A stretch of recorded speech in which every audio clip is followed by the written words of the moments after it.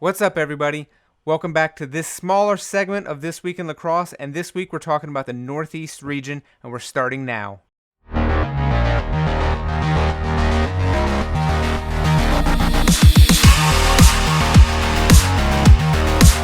This week we have Matt Noonan. He's a reporter out of the New England area. You can find him at noontimesports.com, and he also runs a Twitter account, Noontime Lax. I've known Matt since my days at ESPN, and he used to be a reporter for ESPN Boston back when I was the high school lacrosse editor. So we go back a little bit longer than I'd be willing to admit. But today we're actually going to talk a little bit about Massachusetts lacrosse, and then we cover a little bit of Connecticut and some of the other northeastern states as well. So Matt is very dialed into what's going on in his home state. So it'll be a good catch up. And this was recorded last week, so some of these games that we talk about in this episode have already been played by the time you're watching this, depending on when you're watching this. But it was a good conversation, and so let's get into it right now. Matt, welcome to the show. Hey, great to be with you here, Mike. A lot of fun, and it's right outside our window. It feels like it's winter, but it is lacrosse season. So excited to be talking with you. Yeah, and exactly. I mean, we had spring weather in Chicago literally the last couple days, and then it dropped down to the 20s today. So I don't know what's going on. I don't know what we call this at this point in time, but we have weather. That's about the extent of it at this point. But I know up your way, you guys are still pretty new into your season so far, and I know there's probably not like a ton of surprises and stuff like that, but what's been kind of the early season news coming out of Massachusetts so far? Sure, and I think you hit the nail on the head, Mike. I mean, I think right now it's a couple games in. I think a lot trying to kind of get their, I would not say sea legs, but almost in a way trying to get their rhythm going too. Yeah. We were talking off air about one particular game that definitely, it's only 2 games in, but they seem to have definitely kind of seem to be in mid-season form. That's Medfield.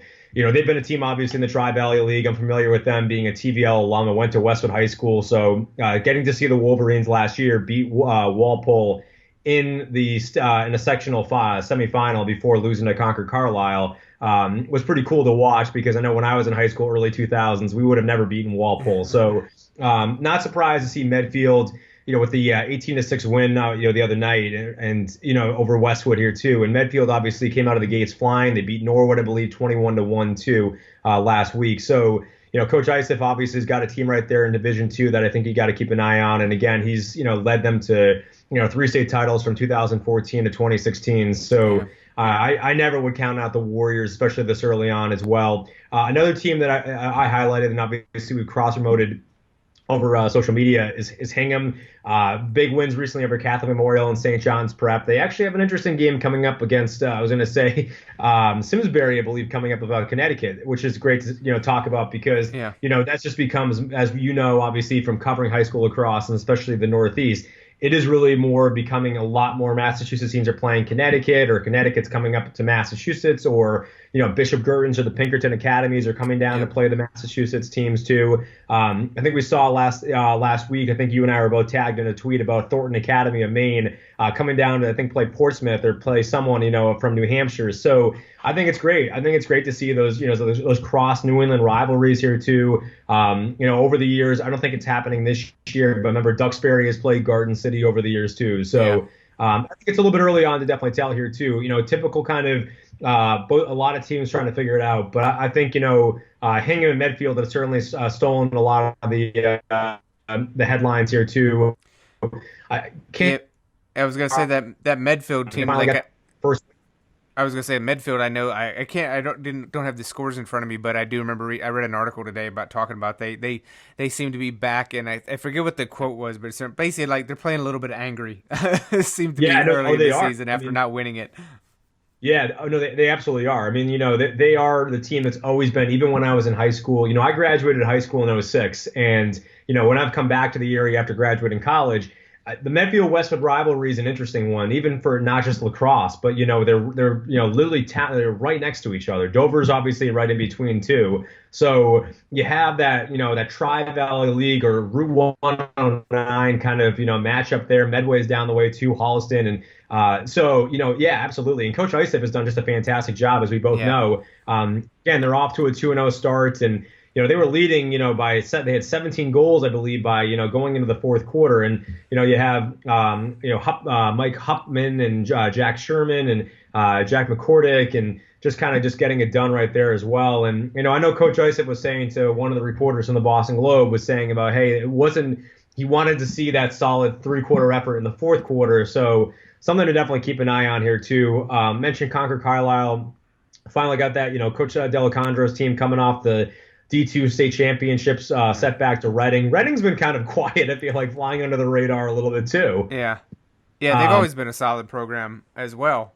Oh, yeah. They came into the week, obviously, with wins over Austin Prep and Marblehead. And, Marblehead obviously recently scoring a win over Westford Academy. And, Marblehead's a team in the North Shore, obviously, that we're familiar with, and they're going to be challenging themselves with taking on Hamden Hall from Connecticut, on Friday before clashing with Masconomet next week. And so, I think, again, right now it's still early on, and a lot of teams are definitely trying to kind of figure themselves out right now here, too. Masconomet, of course, is won yesterday, and I think one of the other big wins to kind of highlight, too, early on, we talked about St. John's Prep, but they've rebounded since that loss to Hingham, and they had a big Catholic Conference win the other night, thanks to Pat Keefe, who scored the overtime goal for St. John's Prep to beat BC High. So, and BC High is something it was a school we were talking about, new coach, obviously new kind of coming into the season with the target on its back after winning the championship last year.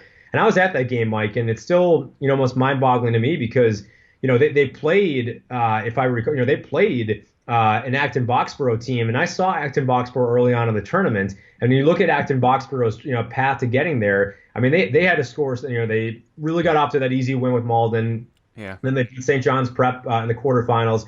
There was the overtime win that was seen obviously on social media. There's someone out there that still has the game-winning video of the celebration of the overtime goal when they beat Lincoln Sudbury. And then they beat a pretty talented Andover team that entered the tournament with the number 8 seed. And Division I North, as we know, for MIA when they get in, you talk about North Andover and Chelmsford and believe it or not, Medford was obviously up there. They beat Woburn last year too. I know Medford got a win obviously over over Malden the other day too. They play in the Northeastern Conference, but yeah, I feel like I could go on and on here from the eastern part of the state, but it's definitely it's still early on. And I was going to say, we haven't heard from our friend out of Mount Greylock. I don't know what's going on with the Mounties right now. Yeah, I haven't heard too much about them. I know they always seem to have a talented player or two coming out of there, but they've been fairly quiet. And again, it still is early. It's still early in the season, so I usually check masslive.com, and I think unfortunately, as we've talked before, like I don't know what their reporting situation is like, but it seems to be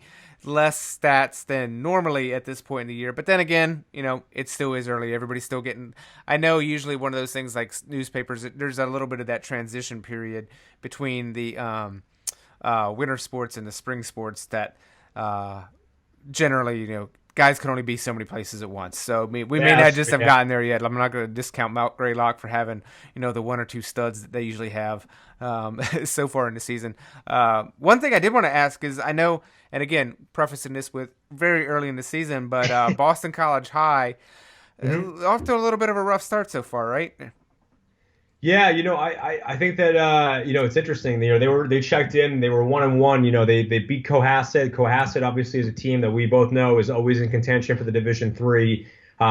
They were up there obviously last year, I believe, with Dover Sherborne, if I have that correct. Yeah. But I think BC High losing to St. John's Prep. Yeah, they were. They're defending Division III champions. They beat Austin Prep and then beat DS in the final 11-3. BC High right now, and that's something we talked about with the new coach coming in. They were 1-1 coming into this particular week. Lost to St. John's Prep, obviously, and then they've got CM, obviously, this week too. So this is a big week for the Eagles here because right now I think, I think Hingham, in my mind, if you were to do a top 10 or top 15, I think Hingham's got the edge over Severian Brothers. But again, I don't want to overlook BC, Severian Brothers, because, they obviously, I believe, beat BC High. So, it's a toss-up right now here, too. I don't want to overlook, Duxbury. That's an interesting matchup coming up, I believe, tomorrow coming up on Thursday. So that'd be April 11th. That's a game to certainly keep an eye on here, too. Acton Boxborough, again, we talked about beating Melrose to kind of get their season started too. Reading as well. I also don't want to overlook Coach Wainwright's squad with Needham because I'll be biased too. It was one of my first beats that I ever covered was the Needham Rockets, so I never going to count out any Needham team until the final whistle sounds, and they seem to be doing pretty well. I know they had a big win yesterday over Milton, and Milton's a lower end obviously in the Bay State Conference, but I think that there's a lot of parity already that's going on. But yeah, BC High right now, I'm not sure what's going on with them too much. But again, if they lose a CM, that's going to put them at 1-3, and I almost feel like Mike a little behind the 8 ball here, which I know might sound crazy saying this early on, but if you lose a CM and you lose to St. John's Prep, that's 2 conference losses. Yeah, that's going to be tough. Yeah, I mean, I think you always wonder with new coach, and I think Coach Leiden, I believe it was, he had stepped down, and I want to say he was stepped down kind of late. I can't remember when. I remember I saw it pretty late. Now, granted, that decision may have been made much earlier before they made the announcement because that coaching change happened very quickly as well. So there may have been some behind the scenes stuff people knew that we maybe just weren't public at that point. But I always wondered new coach. Maybe new system, depending on everybody's kind of, players got to get used to and fill out. So I'm kind of like you. I don't want to discount BC High so early in the season, but it's always one of those defending state champs and right. Coach with a little bit of a history behind them as well. I think the articles I've been reading, they seemed a little bit surprised. The losses Varian, lost St. John's Prep, okay, let's see. But 4 or 5 games into the season, I don't think anybody's ready to burn it all to the ground and start over just yet. Yeah, I just want to make a correction. It's actually they're playing Cohasset. It's actually their first home game on Saturday, the 13th. So okay. They're not playing. They will be playing CM later this month. So they got a kind of a bear of a schedule here because they look at it right. So they got Cohasset, then they've got to play Duxbury on Monday, Patriots Day here, which for those of your listeners here in the Massachusetts. New England area, more Massachusetts. It's the start of obviously school vacation week too, so you have games at all different times as well. Big game obviously next Wednesday, the 15th. They're going to play away at Medfield. That's obviously a tough one too. Mm-hmm. Then they have Needham at home on Saturday the 20th, and then CM, and then Malden Catholic, and then they'll wrap up the month with games against BC High and Walpole. So yeah, it's not going to be easy for these guys here too. And they've got to play Bill Ricca. They're going to play LaSalle Academy, which I believe is obviously a Rhode Island school. Correct me if I'm wrong. Yeah, a pretty good one too. So yeah, that's right. So yeah, Coach Gardner, look, he challenges his team. This is a very good program we've got, and I wouldn't count out the Hawks too as well. So. If there's an overarching theme here, Mike, I would say interesting outcomes already, but still a lot more lacrosse left to be played. Yeah, and I think if anybody's going to take something away from this, you can realize the depth of the state. Obviously, Massachusetts has a storied history in lacrosse to begin with. I mean, I don't even think we really mentioned Lincoln Sudbury, but Coach Vaughn has been pretty instrumental in helping me build out the Massachusetts page on Lax Records. Yep. And I mean, I think we have every state champion in Massachusetts history, and I think we have actually every final matchup in the history of the state. So I mean it goes back to the 70s. So yeah, I mean we're talking they got a long history, and I mean you can just hear how many teams, every one of those teams, anybody who follows high school lacrosse has probably heard those names at some point if they're paying any attention about some of the teams. Because I just want to throw in here, by the way, they beat Pinkerton Academy today, which a school we talked about a little while ago on the top of this call, and so beating them 14-5, that's a pretty convincing win. Yeah.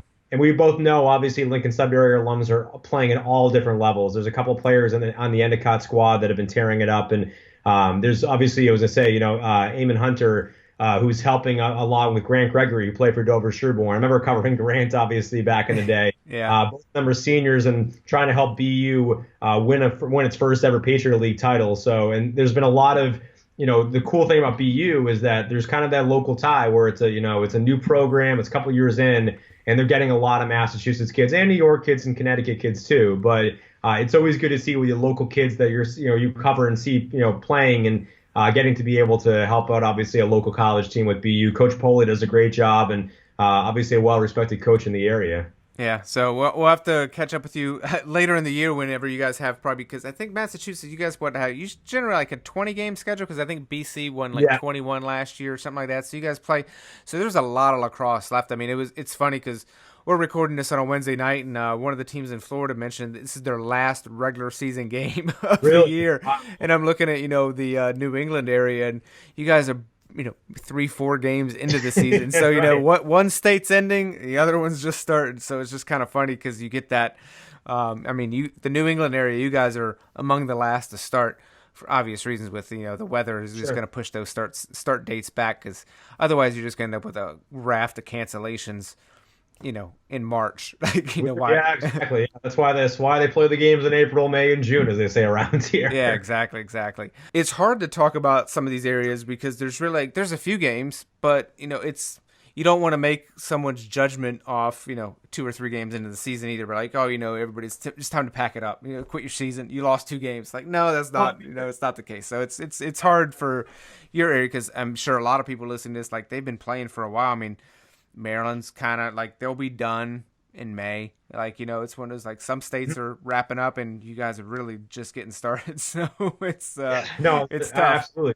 I mean, Greenwich beat Wilton in a crazy overtime game, so that's a big FCIAC win last Saturday, and obviously Jack Fada and Will Monticey, or as I say, Monticey. I know I apologize, I'm butchering his name, but the fact that obviously there was a tough, over 7-6 overtime loss to John Jay, so it's hey, good for Wilton. I mean, that's the Cardinals are 3-0, obviously, as of last Saturday, and Wilton's 1-2. So we'll talk maybe Greenwich next time we connect, but just want to give a little love out to them too. Hey, Daniel Hand too. I mean, they're like the door. They're like they get taken to the ball and they just kind of get dropped off at the door or something like that and say, oh, we'll go through. You hang out here the past couple of years in the CIAC. So, and New Canaan, I saw them beating winning a championship for basketball. So that particular area of Connecticut is just on fire when it comes to that sport in lacrosse. Yeah, and I think I couldn't let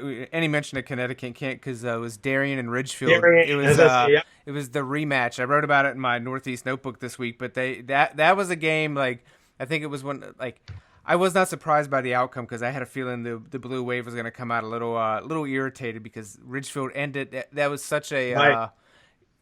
Darien was 76 straight games, which is the 3rd longest streak in the nation of all time now. And I mean, not to say that they would have really challenged for that 91 game winning streak this year, but if they had gotten through that game, and from what I read of the report, I guess Ridgefield did a little bit of the hold it.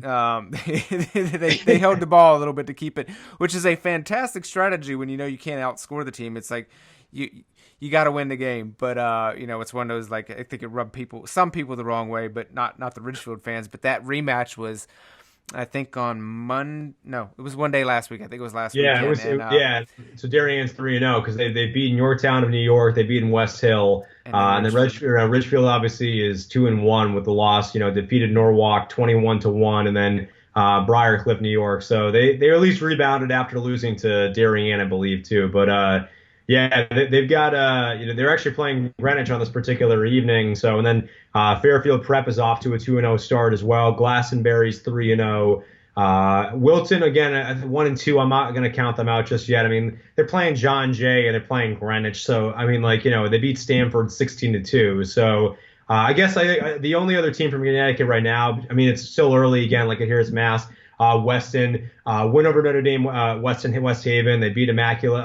Then they also beat Fordham Prep out of New York. So they got a good showdown coming up, obviously on, let's say, the 16th. So next week when they take on Newtown. So that's going to be kind of obviously a tough one for them too. But yeah, Darien, Ridgefield, New Canaan, Fairfield Prep, and Greenwich. And then Glastonbury too. But yeah, I mean, beating Ridgefield and then obviously beating Yorktown too. Darien right now just continues to be the team to beat in Connecticut, which is no surprise. Yeah, and it's going to be interesting to see. I'm actually going to be seeing them in a couple weeks because they're playing in that Geico lacrosse showcase at St. Anthony's here in a few weeks, and I'm actually heading east because there was too many enticing matchups for me to miss that. Yeah, got to be there, Mike. Got to be there. And I've gone to the Geico thing the previous 2 years, so it was kind of like I always kind of took it for granted that I was going to go, and I was like, well, when I saw the lineup, I was like, well, now I got to go. So, right? No, absolutely.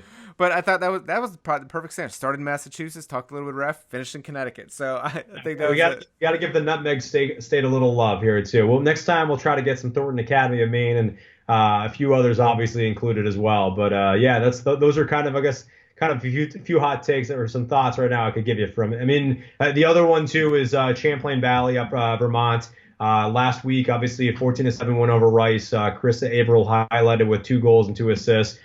Champlain, as we both know, is a powerhouse in Vermont for high Yep. school. So they look like they probably are off to a good start, and they probably should again be the team to beat. I'm thinking it's like the equivalent of Division One up there. Yeah, I think so. I think so too. Like those are states that it's like I mean, as we've talked and mentioned earlier, like the media landscape is challenging, and obviously the smaller the state, it seems to become a little bit even more challenging because in some of those states, lacrosse just isn't as widely publicized as others, and obviously the smaller the state, probably the smaller the newspaper, smaller the staff. So and tough to figure out which games are going to get covered from some weeks. So yeah, we definitely. That's right. It was Division One because they beat Bellows Free last year, 16-6. So yeah, that was to say, Coach Trevivic has definitely got another good team and 17-1 last year, and obviously off to that good start here too. I guess you could also say right now, Harwood Union. U32 has always been a team that I've always kind of kept on my radar when I've had to do some of the high school stuff a couple of years ago too for Division Two. But yeah, Champlain Valley right now Union should be. I mean, if you get off to a good start, beat Rice. I think that they're probably again the team to be. They've won consecutive championships, so I think that's be hard to kind of derail them at this point. Yeah. Well, we're definitely going to have you on again later, kind of when some of these states have a little bit more season under their belt. So probably a few more games to talk about, and I think by that time, it'll be fun to revisit our earlier conversations because that could very well be the only 2 games BC High loses for the rest of the year. So right? Yeah, I was going to say honestly, completely different conversation at that point versus this point. So we'll have to revisit that. So Matt, I appreciate you being on. Thank you so much. And again, I'll have links to everywhere you guys can find Matt online at laxrecords.com. Thanks a lot, Matt. Thanks a lot, Mike. A lot of fun.